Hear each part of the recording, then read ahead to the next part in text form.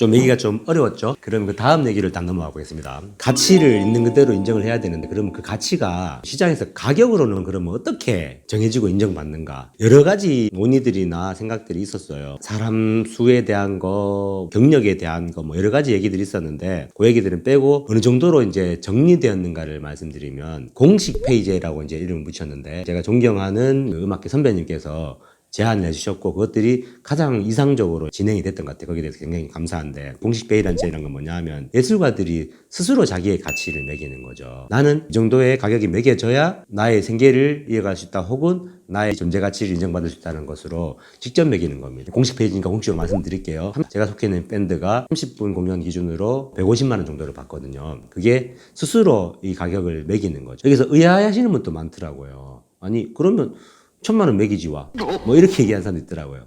근데 그것을 1,000만 원 매겨도 되겠죠, 저희가. 근데 이 1,000만 원에 저희를 쓸 건가는 그들이 결정하겠죠. 저희가 그 가격을 매겼을 때 그것을 받아들일까 아닐까는 저는 자본주의 사회에서 철저히 시장적인 거라는 생각이 들어요. 그래서 이 정도의 120만 원 쓰기는 아깝다 하시는 분은 저희를 안 쓰실 거고, 괜찮네 하면 쓰시겠죠. 이거는 시장에 대해 형성되는 거라고 봅니다. 하지만 그 이전에 그 가치를 스스로 매기는 건 자신들이 결정해야 된다는 거예요. 저희가 150만 원 하니까 오씨 공연이 아예 안 들어온다, 우리 50만 원 깎을까 하면 깎아서 공연들이 더 들어오면 하는 거고, 근데 우리 공연 너무 많이 들어온다, 한번 올려볼까, 200만 원 정도 해볼까, 200만 원으로 하게 됐는데 결국 거기서 공연이 안 들어오면 우린 저희 실패한 거고, 더 많이 들어오면 이제 우리가 시장에서 200만 원 가치까지 인정받는구나, 이런 과정이 있겠죠.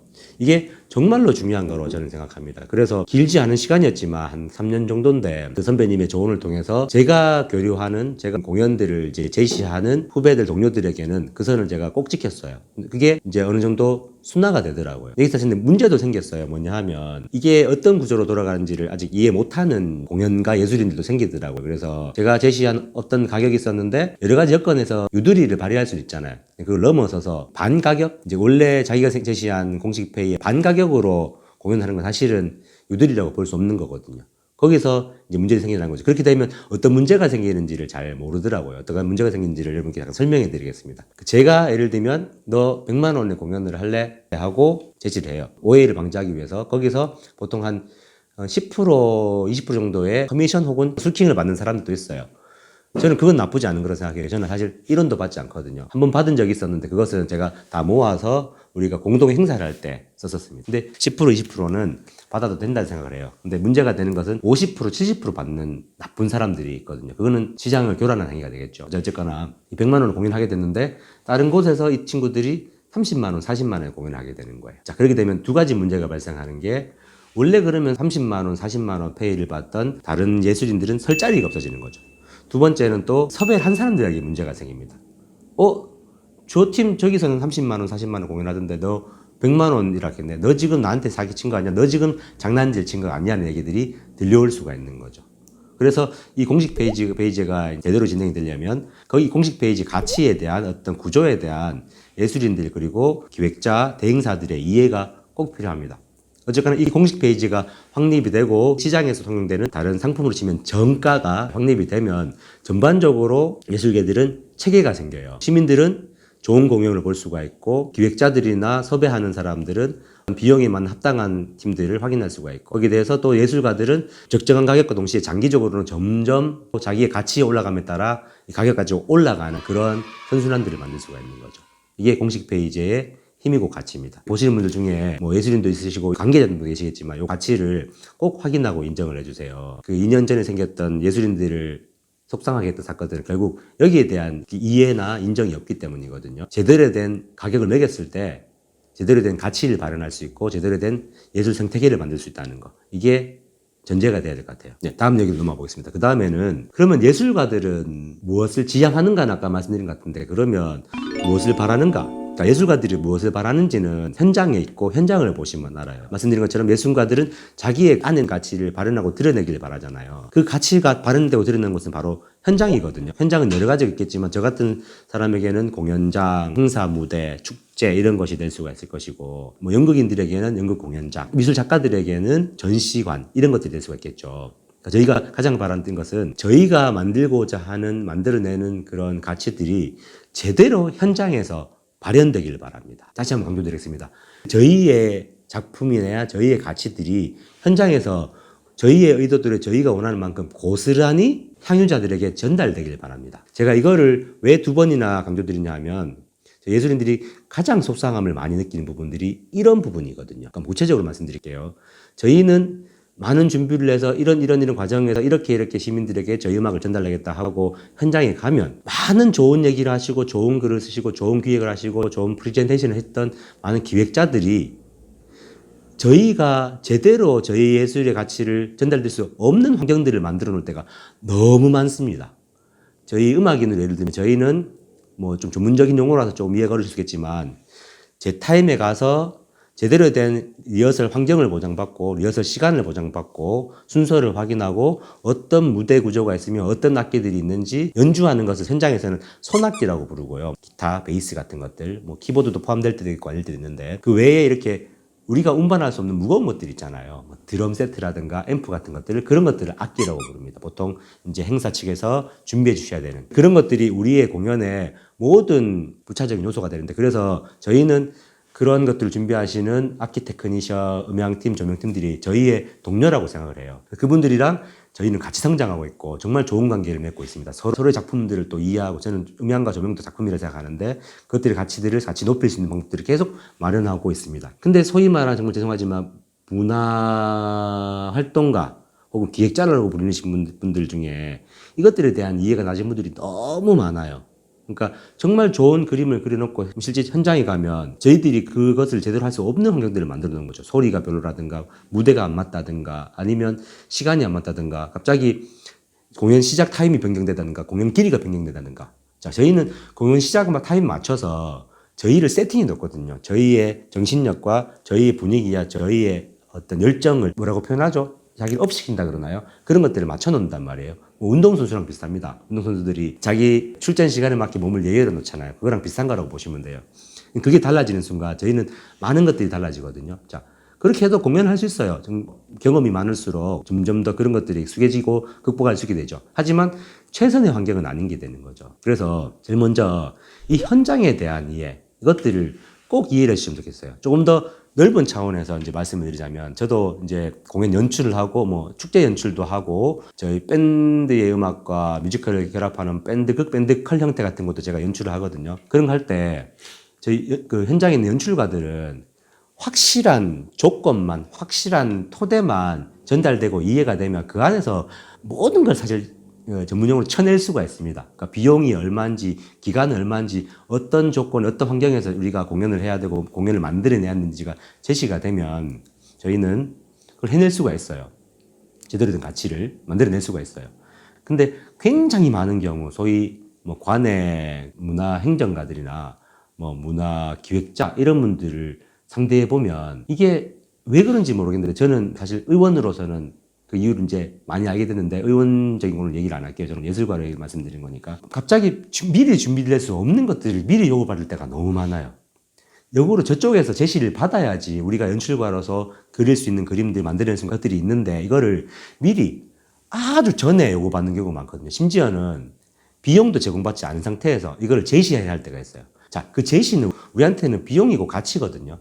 근데 그걸 제시해서 그대로 끝난다거나 심지어는 뺏기는 경우도 많습니다. 어쨌든 그렇게 우리가 제시해야 될 거는 미리 요구받는데 정작 공연 3일 전에, 2일 전에 다른 소리를 듣는 경우가 많아요. 이렇게 하면 안 돼요. 저렇게 하면 안 돼요. 심지어는 공연 3분 전에 받을 때도 있습니다. 이렇게 하면 안 돼요. 저렇게 하면 안 돼요. 자, 여기서 드는 자괴감 뭐냐면 사실 저도 사람이니까 기분도 당연히 나쁘지만 좋은 작품을 만들어낼 수가 없어요. 좋은 작품을 만들어내지 못하면 향유자들에게 좋은 작품을 전달할 수가 없어요. 핵심은 그거지 않습니까? 그죠? 이 예술의 기본은 좋은 작품을 만들어서 그 좋은 작품을 제대로 향유자들에게 전달하는 거거든요. 그거를 제대로 할 수가 없는 상황이 벌어지는 거죠. 결국에는 이거를 한마디로 표현을 할게요. 현장을 고려해 주세요. 가장 예술에서 중요한 것은 기획서도 아니고 높은 사람의 입김도 아니고 높은 사람의 생각도 아니고 현장입니다. 현장이 제대로 이루어져야지 현장에서 향유자들에게 제대로 된 예술이 전달이 되고 그것들이 예술 전반에 대한 관심과 이해와 깊이를 높게 만들 거라는 거죠. 현장입니다. 현장.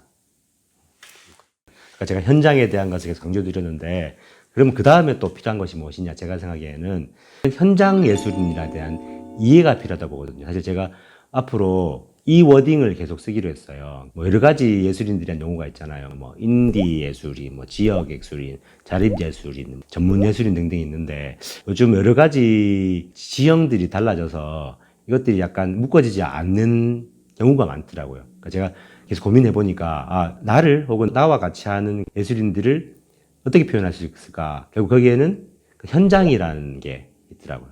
직접적으로 예술의 씬에서, 환경에서, 토대에서 그 예술들을 만들어내고, 그리고 시민들을 만나는 사람들. 그 차원에서 현장 예술인에 대한 용어들을 계속 쓸 텐데, 예술의 도시, 문화의 도시, 이런 것들 얘기를 많이 듣잖아요. 뭐, 우리가 살고 있는 대구에서는 공연예술문화도시, 뭐, 문화창의도시라고 하나, 유네스코 문화창의도시 지정 이런 것들을 얘기하는데, 여러분들께서는 이 얘기를 들을 때 뭐가 제일 먼저 떠오르시는지 모르겠어요. 제가 짐작해 보기에는 아마도 여기저기 공연이 벌어지고 저기서 막 커다란 뭐 투란도트 같은 공연들이 벌어지고 유명한 사람들이 내려오고 싸이가 시내에서 공연하고 그런 것들을 생각하시는 분들이 아마도 많을 것 같아요. 저는 그것이 틀렸다는 게 아니라 그 이전에 저는 저와 같이 하고 있는 현장 예술인들이 먼저 떠오르거든요. 이 말씀을 드린 이 순간에도 그분들 얼굴이 보입니다. 그분들 얼굴이 보이면서 너무 행복해져요. 그분들의 삶과 꿈과 행동들이 보이고 그분들이 만들어내는 말도 안 되는 높은 수준의 작품들이 보여요. 저는 예술의 가치는 사실 그거라고 봅니다. 현장 예술인들, 그 재료가 없이 음식이 만들어질 수가 있나요? 저는 좋은 예술 환경을 만드는 것은 그 인자들, 토대라고 생각하고 그것들이 그 사람들이라고 생각해요. 저는 제일 먼저 예술에 대해서 고민하시는 분이면 그 사람들을 떠올려 줬으면 좋겠어요. 지금도 제가 아는 분들이 다다 이런 차원이 절대 아니고 반대로 매년 엄청난 청년 예술인들이 쏟아져 나오고 있어요. 어떻게 이 사람은 이런 작품을 이렇게 이런 정도 수준으로 만들지 싶은 친구들이 계속 나오고 있거든요. 그것이 저는 대구가 가지는 가치의 핵심이라고 봅니다. 제일 앞에 말씀드렸던 거랑 연결되는 거죠. 대구는 이상한 곳이다. 훌륭한 예술인들이 너무 많다. 이것과 연결되는 거예요.